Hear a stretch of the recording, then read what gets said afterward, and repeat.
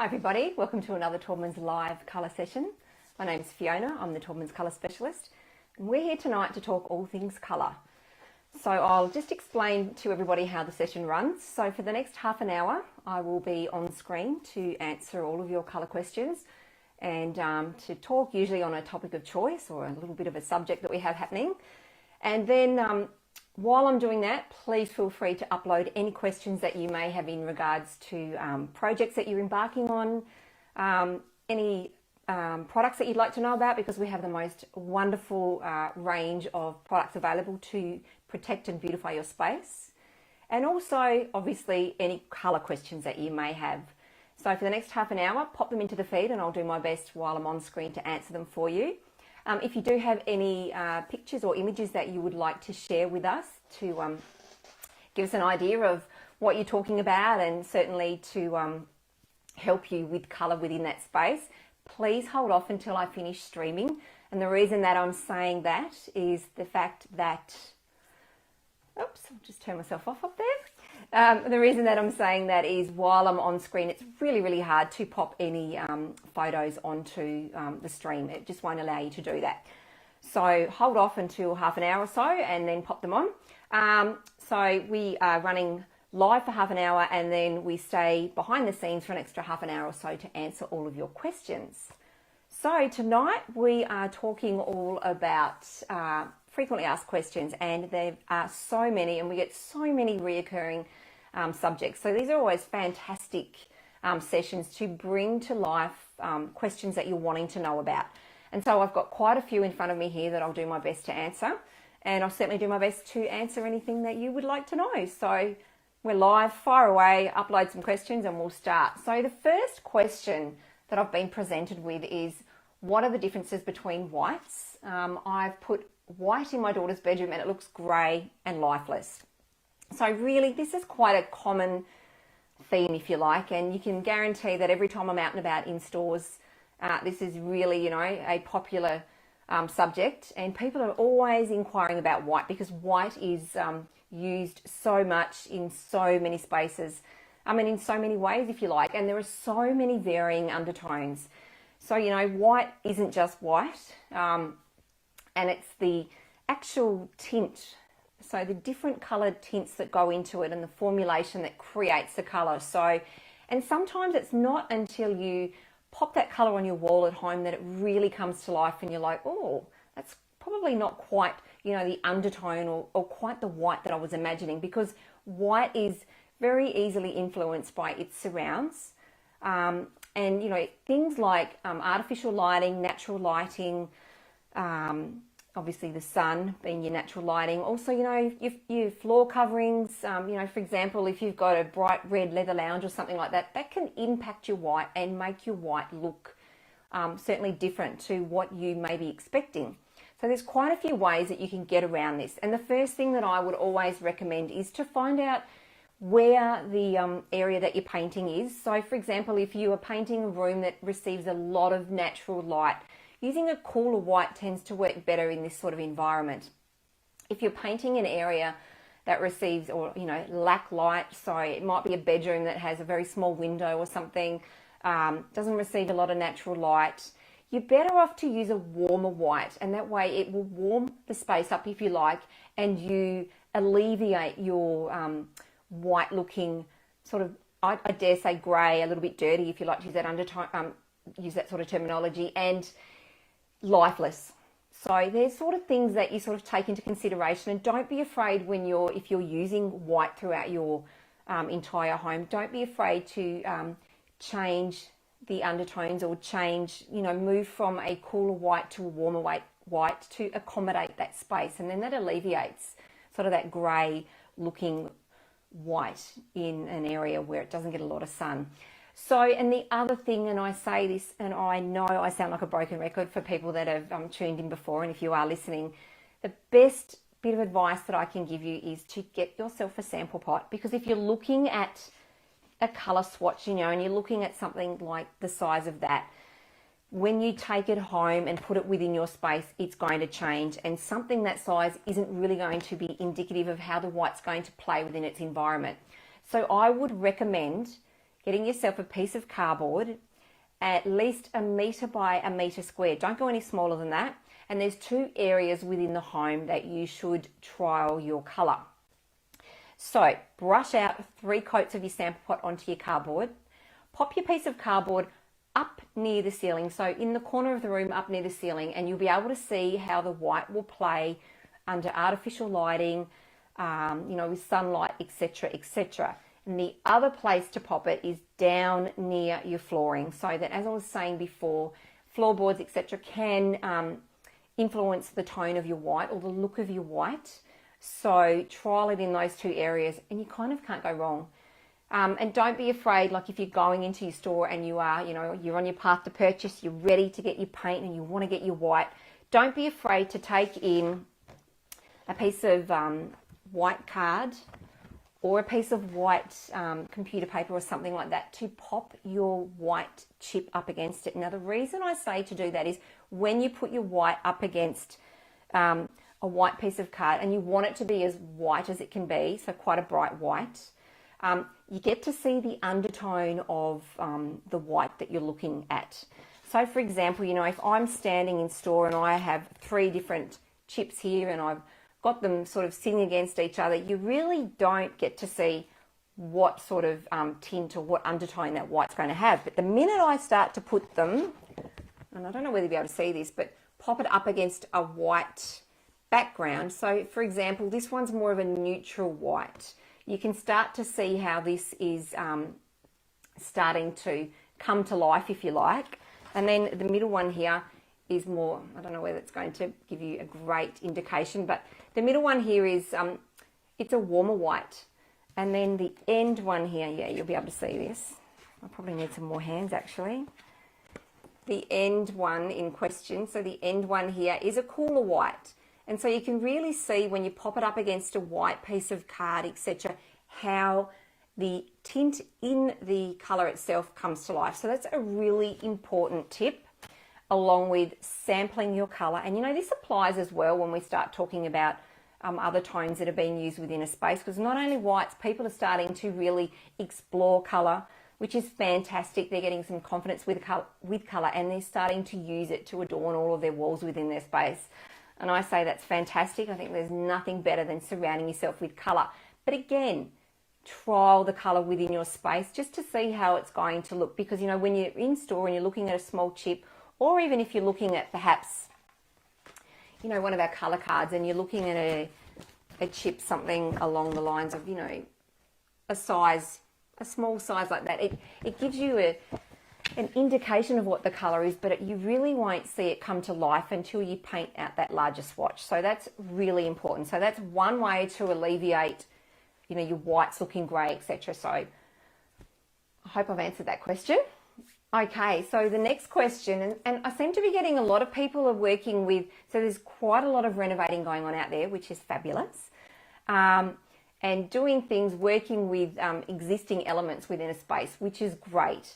And so I've had quite a few questions about, when I've got a red brick house and we're extending or adding some cladding or we're doing something, about what sort of colours can be put with, red brick.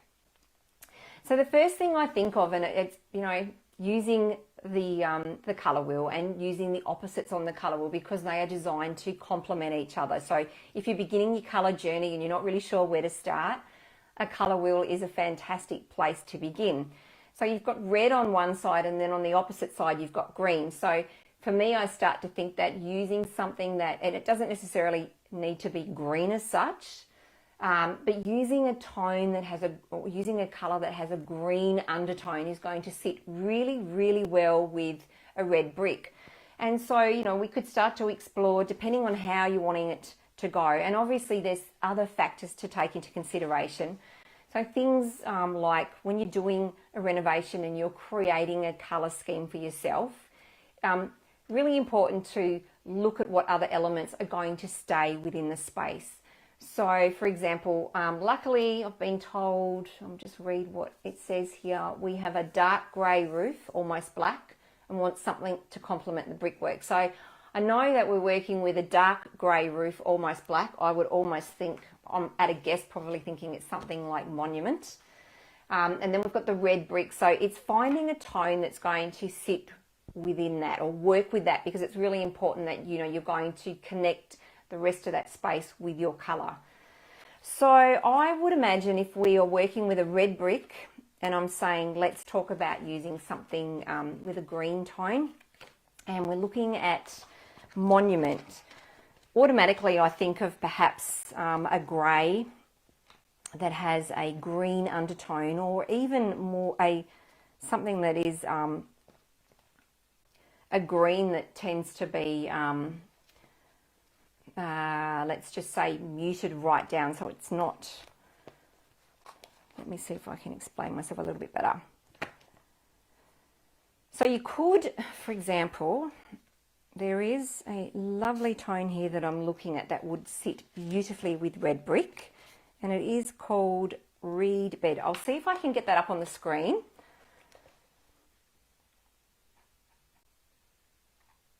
Where are we? So I'm going to take you to my laptop and put myself back up in the corner, although I was already there when we first started. So we'll hop onto my laptop. We'll go up into the corner so that you can see me. Yep, we're here now.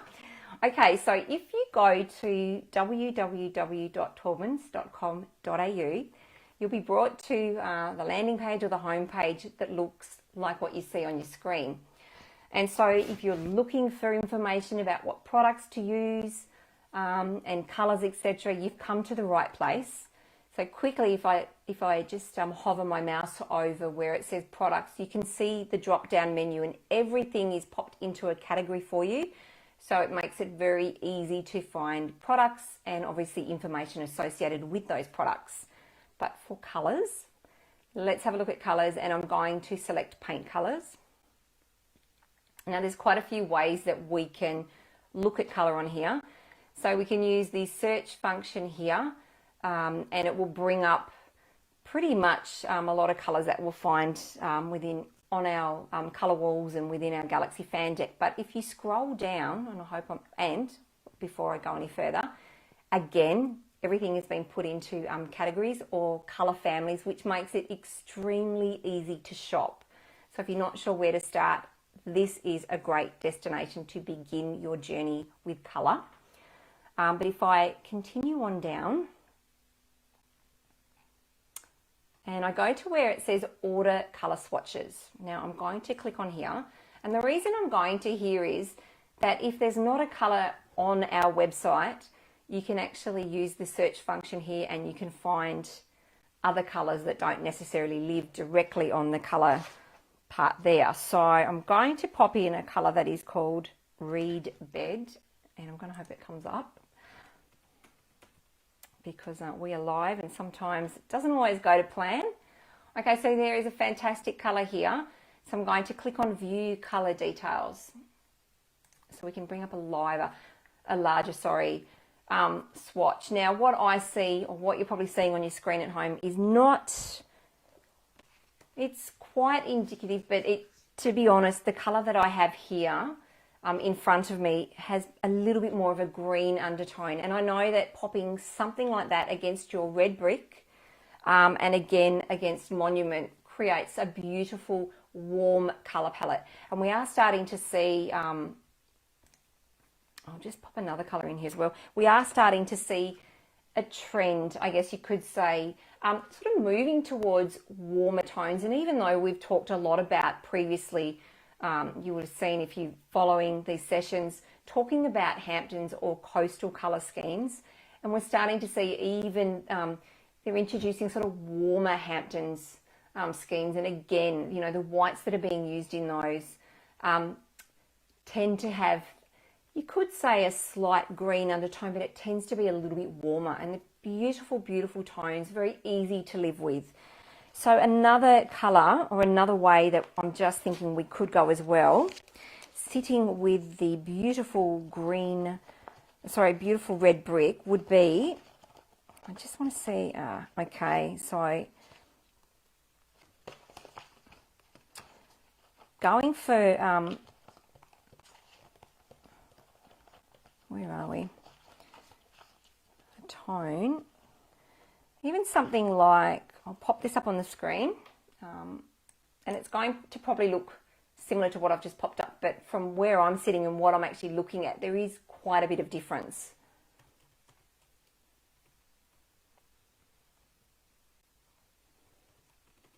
Let's have a look.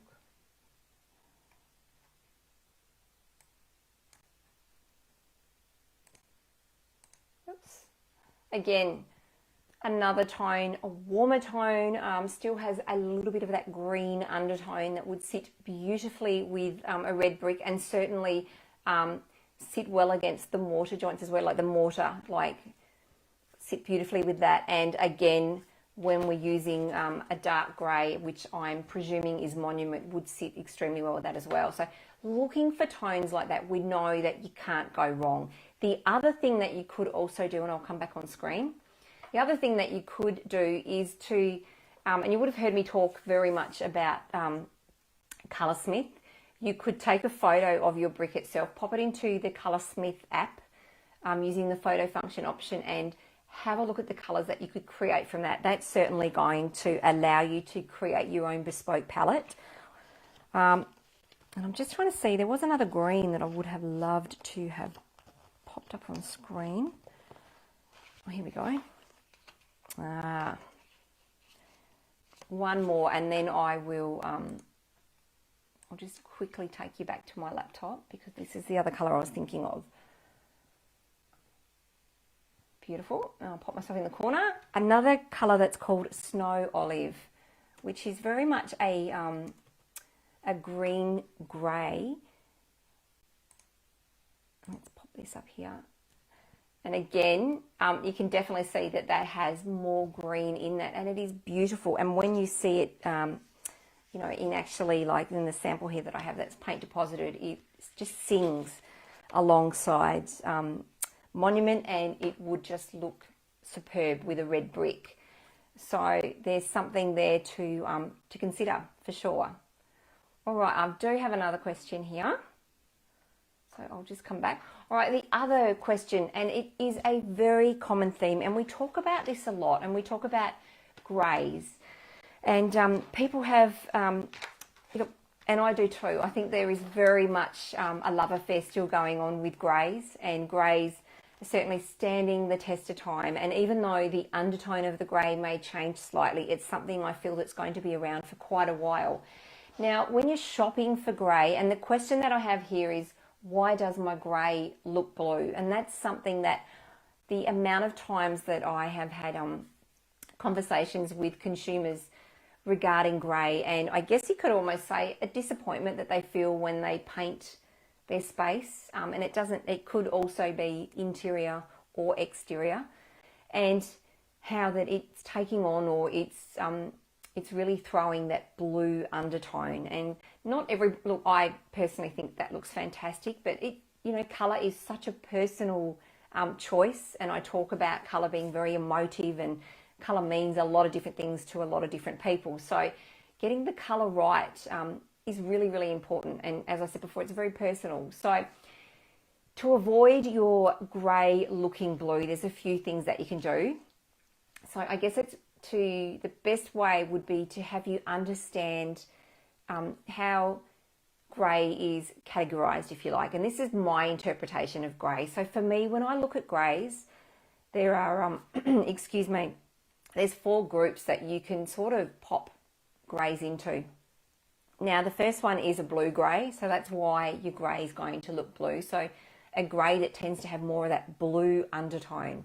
And then you have a grey that has, if you like, a red or a purple undertone. So it can almost have that sort of purpley feel, etc.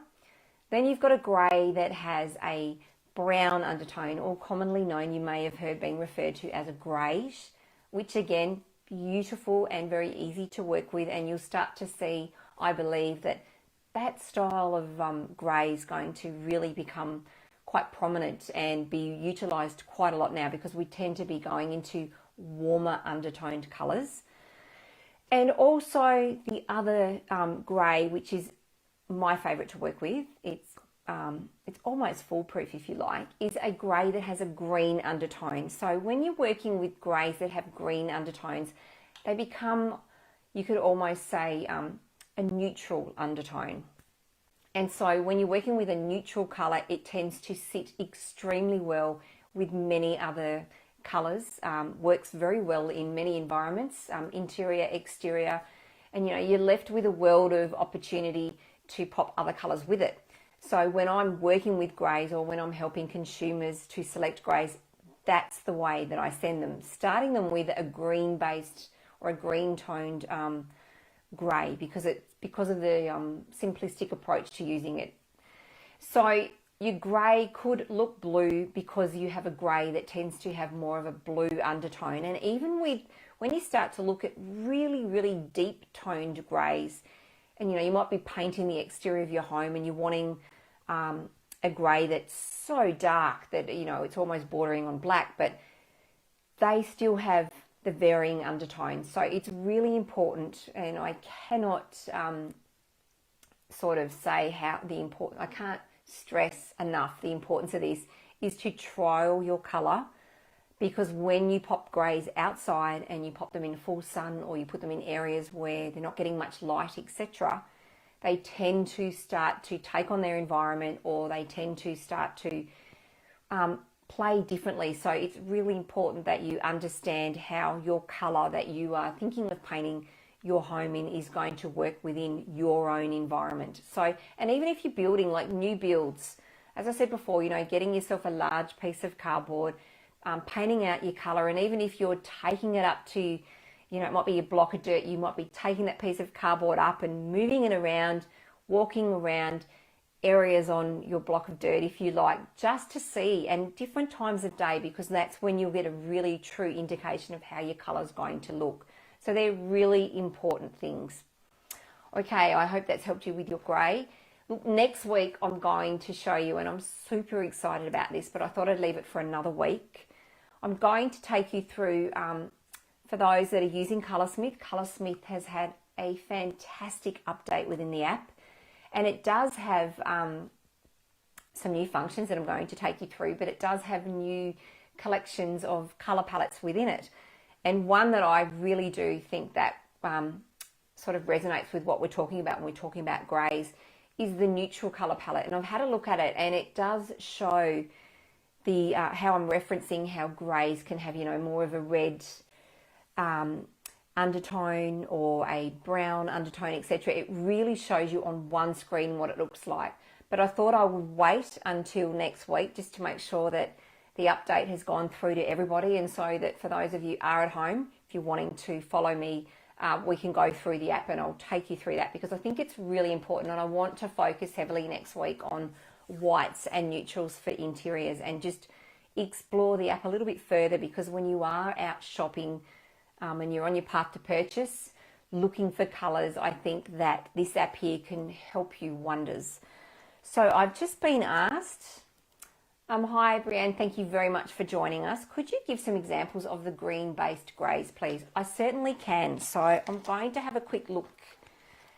So the last colour that I had up on screen, Snow Olive, is certainly a, you could almost say that that is a green-based grey. There are some other ones here, and I'll take you straight to, I'm just looking here. I'll take you straight to something that's going to show how neutral. So let's have a look at, where are we? I'll just get it up on screen.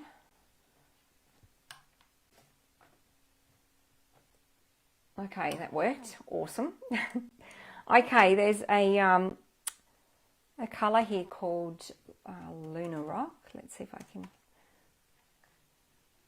Again, I would suggest, so Lunar Rock, again, looking at the screen, and it all depends on what you see when you're looking at, like everyone's screens can throw, it can look a little bit different, etc. So I always recommend when I'm looking at colours like this and I'm recommending them to you, certainly have a look on here, order yourself a sample pot, or, you can go and order a sample pot online.